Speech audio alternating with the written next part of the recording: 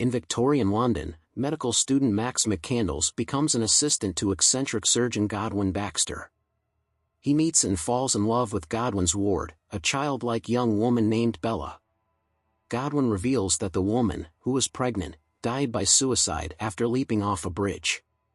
He resurrected Bella by replacing at least parts of her brain with that of an infant's, which results in Bella waking and having to relearn a great deal of motor functions as well as social skills.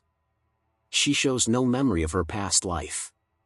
With Godwin's permission, Max asks for Bella's hand in marriage. Bella accepts, but as her intelligence rapidly develops, she begins to crave autonomy and runs off with lawyer Duncan Wedderburn to have an explicit affair. Deciding to let her go, Godwin starts a new experiment with a young woman named Felicity, who matures much more slowly than Bella. Bella and Duncan embark on a grand journey, starting in Lisbon, where the two engage in frequent sex, in addition to other forms of hedonism. She becomes difficult for him to control, so he smuggles her onto a cruise ship for a change of scenery. On the ship, she befriends fellow passengers Martha and Harry, who open her mind to philosophy.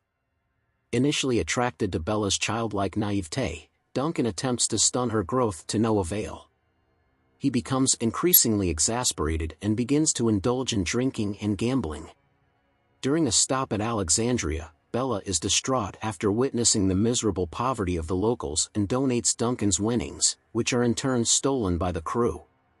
Unable to afford the rest of the trip, the two are kicked off the ship at Marseille, after which they make their way to Paris. Having run out of funds, Bella begins working at a brothel, further enraging Duncan and resulting in his mental breakdown, finally leading her to abandon him. At the brothel, she comes under the tutelage of Madame Swiney and befriends fellow prostitute Toinette, with whom she begins a relationship and who introduces her to socialism. A terminally ill Godwin asks Max to bring Bella to him. Max locates her after tracking down Duncan, who has been institutionalized after his breakdown. Returning to London, Bella reconciles with Godwin and renews her plans to marry Max. The two are interrupted by Duncan and General Alfie Blessington on their wedding day. Alfie, addressing Bella as Victoria, reveals that they were married before her disappearance and that he has come to reclaim her. She abandons Max to learn of her past life but quickly discovers Alfie's violent and sadistic nature, and realizes that she had committed suicide to escape their abusive relationship. Alfie confines Bella to his mansion and threatens her at gunpoint to submit to genital mutilation, demanding she drink a chloroform-laced cocktail to sedate her for the procedure. She tosses the cocktail in his face, causing Alfie to shoot himself in the foot before passing out. Godwin dies peacefully with Bella and Max at his side.